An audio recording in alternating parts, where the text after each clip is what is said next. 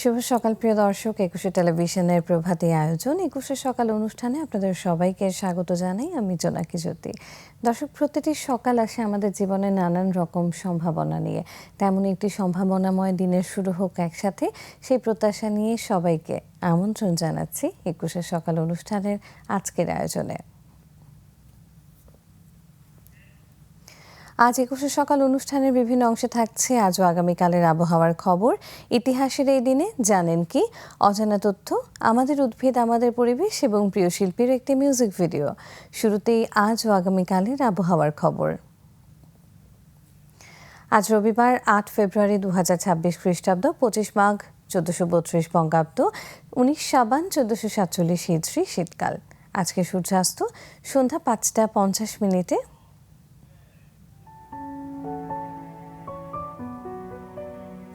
এবং আগামীকাল সূর্যোদয় সকাল ৬টা ৩৬। আবহাওয়া অধিদপ্তরের পূর্বাভাসে বলা হয়েছে, দিনের বেশিরভাগ সময় আকাশ পরিষ্কার থাকবে। সারা দেশে রাতের তাপমাত্রা বেশ কমে যেতে পারে, তাই ঠান্ডা অনুভূত হতে পারে। রাত এবং দিনের তাপমাত্রা প্রায় অপরিবর্তিত থাকতে পারে। এছাড়াও ভোরের দিকে ঢাকা ও সারা দেশে কোথাও কোথাও কুয়াশা পড়তে পারে।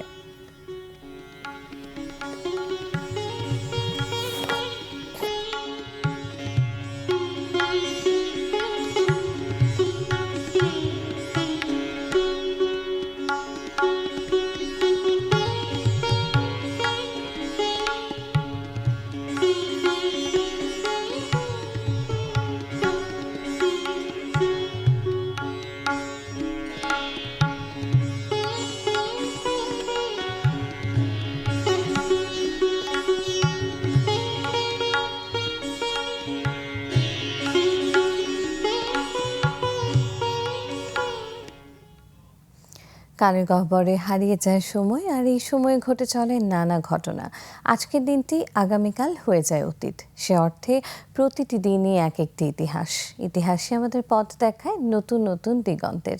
আর তাই শুরুতেই আমাদের আয়োজনে থাকছে ইতিহাসের এই দিনে সেগমেন্টটি। ১৯০৫ সালের ৮ ফেব্রুয়ারি বিশ্ব ইতিহাসের এক গুরুত্বপূর্ণ অধ্যায়ের সূচনা হয়। এই দিনটিতে শুরু হয় রুশ জাপান যুদ্ধ, যা শুধু দুই দেশের মধ্যকার সামরিক সংঘর্ষই ছিল না, বরং বিশ্ব রাজনীতির ভারসাম্যেও বড় পরিবর্তন এনে দেয়। ঊনবিংশ শতাব্দীর শেষ দিকে রাশিয়া ও জাপান দুই দেশই পূর্ব এশিয়ায় নিজেদের প্রভাব বিস্তার করতে চাইছিল। বিশেষ করে কোরিয়া ও মাঞ্চুরিয়া অঞ্চলকে কেন্দ্র করে দুই দেশের মধ্যে উত্তেজনা বাড়তে থাকে। রাশিয়া যেখানে নিজেদের আধিপত্য প্রতিষ্ঠা করতে চাইলেও জাপান তা মেনে নিতে রাজি ছিল না। দীর্ঘ কূটনৈতিক আলোচনার ব্যর্থতার পর শেষ পর্যন্ত ১৯০৫ সালের ৮ ফেব্রুয়ারি জাপান আকস্মিকভাবে রাশিয়ার পোর্ট আর্থার নৌঘাঁটিতে হামলা চালায়।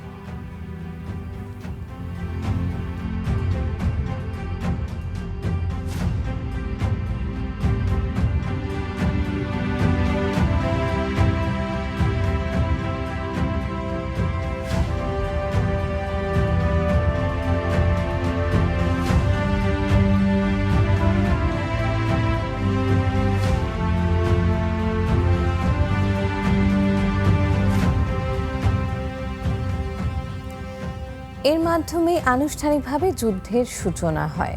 এই যুদ্ধে প্রযুক্তি ও কৌশলের দিক থেকে জাপান ছিল অনেক বেশি প্রস্তুত।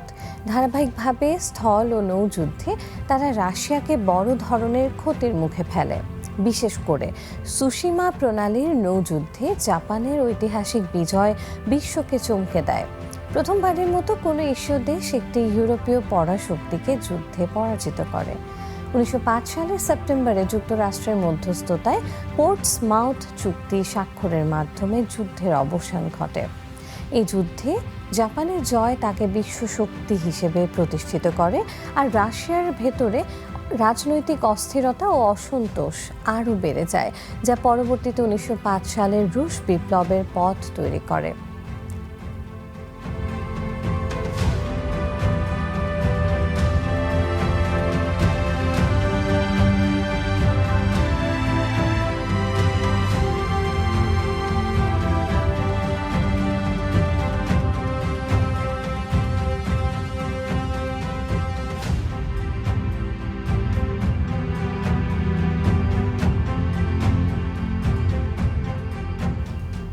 রুশ জাপান যুদ্ধ তাই শুধু একটি সামরিক সংঘর্ষ নয়, এটি ছিল ক্ষমতার নতুন সমীকরণ তৈরির সূচনা, যা পরবর্তী বিশ্ব রাজনীতিতে গভীর প্রভাব ফেলেছিল।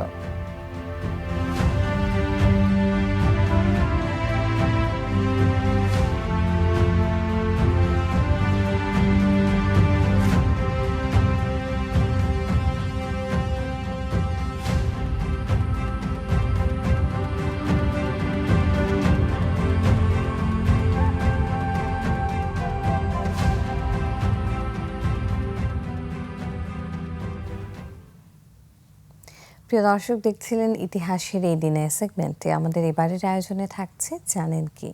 কতই না বিচিত্র আমাদের এই পৃথিবী, প্রাণেরও কতই না বিপুল সমারোহ। পৃথিবী জুড়ে রয়েছে নানা ধরনের প্রাণী ও পতঙ্গের অস্তিত্ব। তাদের প্রত্যেকেরই আলাদা আলাদা স্বভাব ও বৈশিষ্ট্য রয়েছে, জীবনযাপন, আচার আচরণ নানান ধরনের। সেসব সম্পর্কে আমাদের ধারণাই বা কতটুকু? আজ আসুন আমরা জেনে নেব তেমনই কিছু জানা অজানা তথ্য।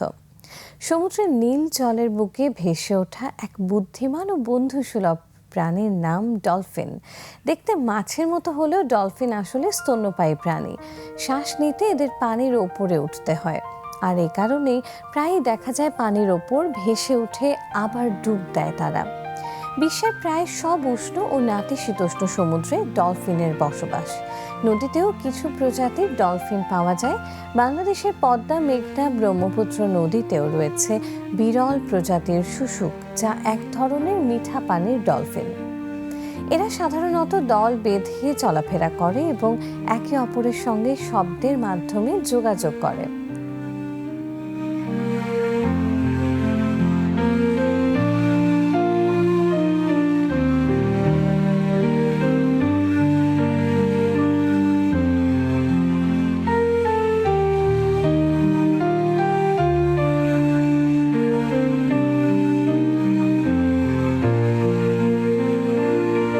ডলফিনকে পৃথিবীর সবচেয়ে বুদ্ধিমান প্রাণীদের একটি ধরা হয়। মানুষের মতো এদেরও সামাজিক আচরণ রয়েছে। তারা খেলতে ভালোবাসে, একে অপরকে সাহায্য করে এবং বিপদে পড়লে মানুষকেও রক্ষা করার অনেক গল্প শোনা যায়। বিজ্ঞানীরা বলছেন, ডলফিন শব্দ তরঙ্গ ব্যবহার করে আশপাশের জিনিস শনাক্ত করতে পারে, যাকে বলা হয় ইকোলোকেশন। এই বিশেষ ক্ষমতার মাধ্যমে তারা পানির ভেতর শিকার খুঁজে পায় এবং পথ চিনে নেয়। ডলফিনের খাদ্য তালিকায় থাকে ছোট মাছ, স্কুইড এবং অন্যান্য সামুদ্রিক প্রাণী। সাধারণত এরা শান্ত স্বভাবের হলেও নিজেদের সুরক্ষার জন্য দলবদ্ধভাবে চলাফেরা করে। একটি ডলফিন প্রায় 20 থেকে 30 বছর পর্যন্ত বাঁচতে পারে, আর কিছু প্রজাতি তারও বেশি সময় জীবিত থাকে।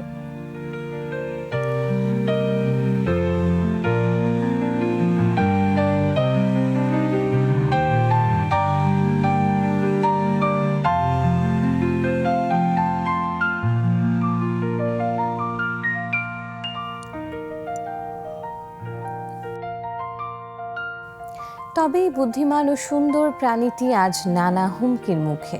সমুদ্র দূষণ, জালে আটকা পড়া এবং নদীর পানি দূষণের কারণে অনেক জায়গায় ডলফিনের সংখ্যা কমে যাচ্ছে। বিশেষ করে বাংলাদেশের নদীর শুশুক এখন বিপন্ন প্রজাতি হিসেবে বিবেচিত। ডলফিন শুধু প্রকৃতির সৌন্দর্যের অংশই নয়, এটি আমাদের জীববৈচিত্র্যের এক অমূল্য সম্পদ। তাই এই প্রাণীটিকে রক্ষা করা মানে আমাদের নদী ও সমুদ্রকে রক্ষা করা। প্রকৃতির ভারসাম্য ধরে রাখতে ডলফিনের বেঁচে থাকা অত্যন্ত গুরুত্বপূর্ণ।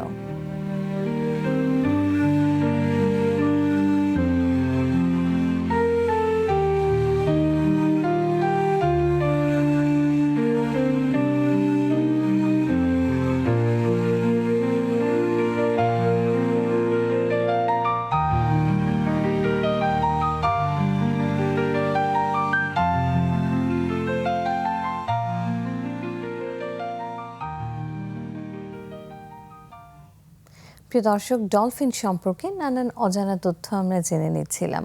এই পর্যায়ে নিচ্ছি ছোট্ট একটি বিরতি। বিরতির ওপারে থাকছে এমনই আরও অনেক আয়োজন, তাই থাকুন 21 সকালের সাথেই।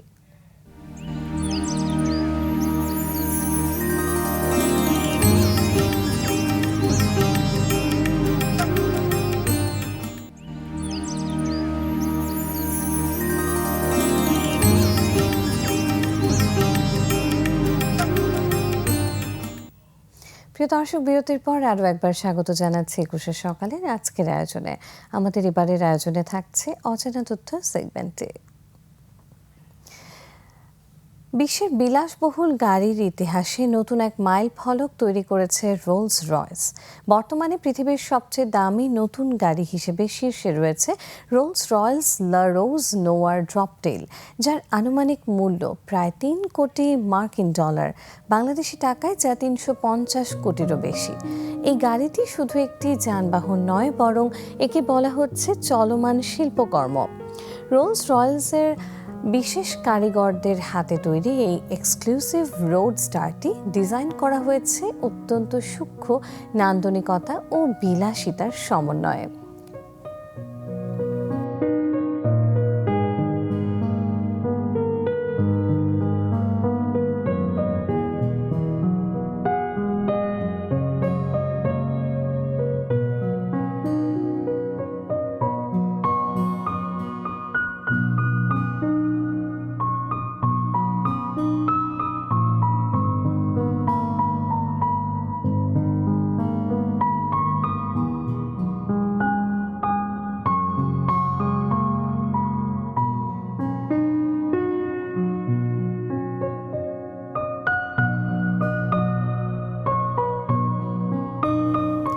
গাড়িটির গায়ে ব্যবহার করা হয়েছে বিশেষ ধরনের গাঢ় লাল রং, যা কালো গোলাপের পাপড়ি থেকে অনুপ্রাণিত।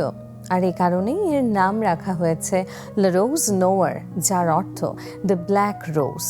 গাড়িটির সবচেয়ে আকর্ষণীয় দিকগুলোর একটি হলো এর অভ্যন্তরীণ কাঠের কাজ। এতে ব্যবহার করা হয়েছে হাতে তৈরি বিরল প্রজাতির কাঠের জটিল নকশা, যা তৈরি করতে কারিগরদের লেগেছে অসংখ্য ঘন্টার নিখুঁত পরিশ্রম। প্রতিটি অংশ এমনভাবে সাজানো হয়েছে যেন এটি একেবারেই ব্যক্তিগত এবং অনন্য একটি সৃষ্টি। আরও অবাক করার মতো বিষয় হলো এই মডেলের মাত্র 4টি গাড়ি তৈরি করা হয়েছে, প্রতিটি গাড়ি নির্দিষ্ট ক্রেতার পছন্দ অনুযায়ী কাস্টমাইজ করা।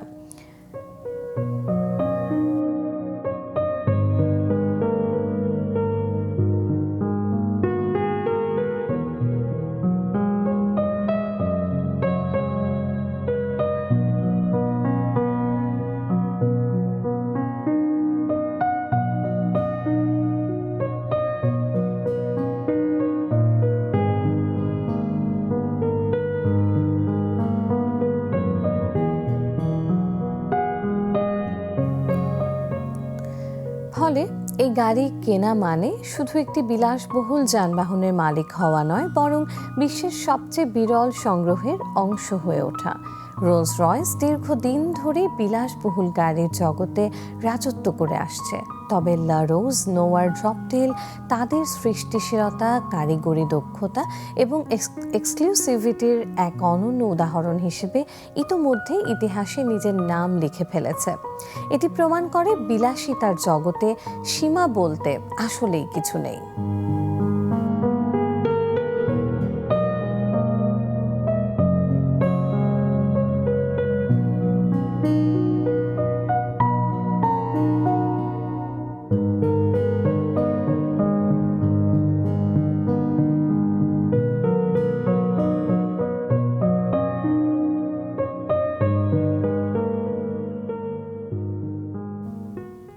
প্রিয় দর্শক, দেখছিলেন অজানা তথ্য সেগমেন্টটি। পর্যায়ে নিচ্ছি ছোট্ট একটি বিরতি। কোথাও যাবেন না, ফিরছি আমাদের উদ্ভিদ আমাদের পরিবেশ সেগমেন্টটি নিয়ে। সেই সাথে থাকছে প্রিয় শিল্পীর একটি মিউজিক ভিডিও। তাই থাকুন একুশের সকালের সাথেই।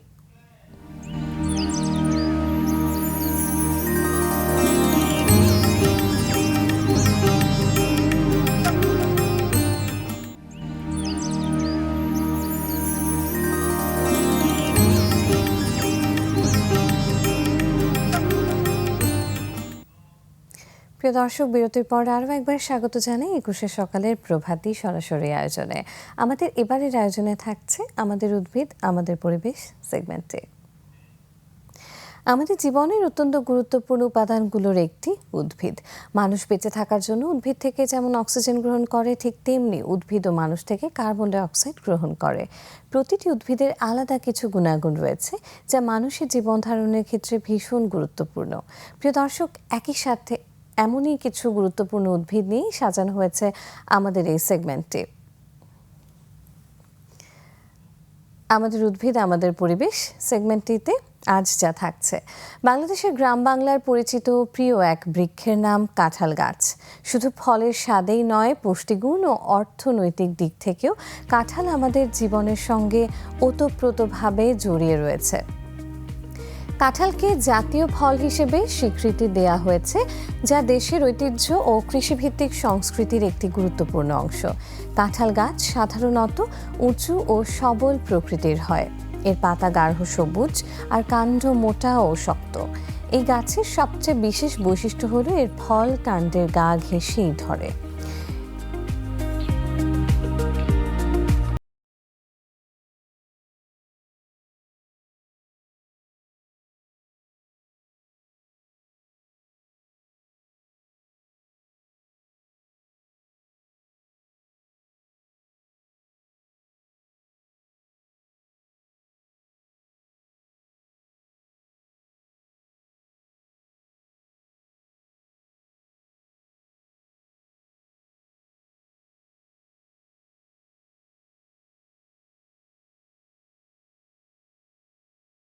একটি পূর্ণবয়স্ক গাছে একসঙ্গে অনেক কাঁঠাল ধরতে দেখা যায়, যা দূর থেকেই নজর কাড়ে।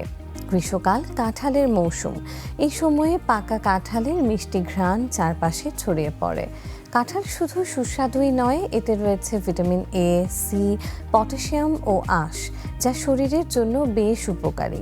পাকা কাঁঠাল যেমন ফল হিসেবে খাওয়া হয়, তেমনি কাঁচা কাঁঠাল তরকারি হিসেবেও খুব জনপ্রিয়। অনেকে একে গাছের মাংস বলে থাকেন, কারণ কাঁচা কাঁঠালের স্বাদ ও গঠন মাংসের মতোই লাগে। কাঁঠাল গাছের আরেকটি গুরুত্বপূর্ণ দিক হলো এর কাঠ। এই কাঠ দিয়ে আসবাবপত্র, দরজা জানালা, এমনকি বাদ্যযন্ত্রও তৈরি করা হয়। কাঠের স্থায়িত্ব ও রঙের জন্য এটি বেশ মূল্যবান। ফলে একটি কাঁঠাল গাছ শুধু ফলই দেয় না, বরং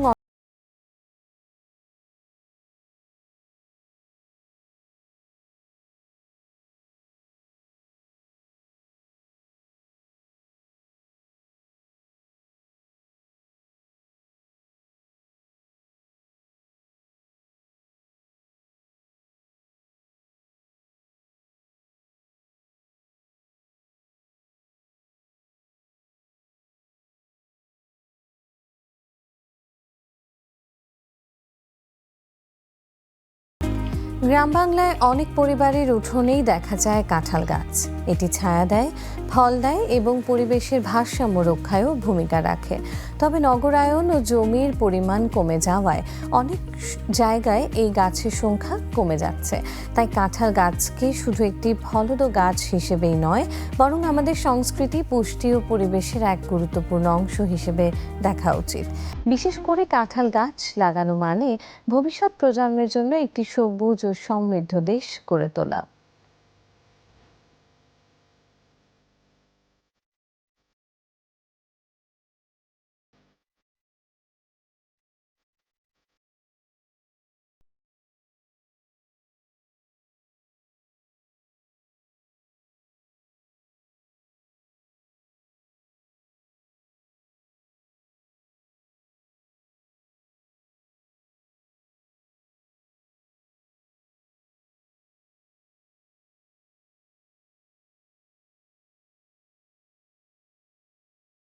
ছিলেন আমাদের উদ্ভিদ আমাদের পরিবেশ সেগমেন্টে। কেমন লাগলো আমাদের আজকের এই আয়োজন? আপনাদের যে কোনো মতামত কিংবা পরামর্শ আমাদের জানাতে পারেন এই ঠিকানায়। প্রযোজক 21শে সকাল, 21শে television limited, Jahangir tower, 10 Kazi Nazrul Islam avenue, Karwan Bazar, Dhaka 1215। Phone 880255014316 থেকে 25। ইমেল অ্যাড্রেস সকাল@21শে-tv.com। আমাদের এই অনুষ্ঠানটি দেখতে পারেন www.youtube.com/@ttv lifestyle। এই চ্যানেলটিতে আমরা থাকবো আপনাদের মতামতগুলো জানার অপেক্ষায়। দর্শক, একেবারেই অনুষ্ঠানের শেষ প্রান্তে চলে এসেছি। আগামীকাল ঠিক সকাল ৭:৩০ আবারও হাজির হয়ে যাব এমনই নানান রকম নতুন নতুন সেগমেন্ট নিয়ে, নতুন নতুন বিষয় আপনাদের সামনে তুলে ধরব।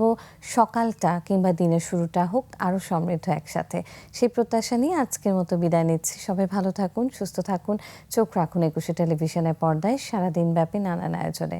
শুভ সকাল।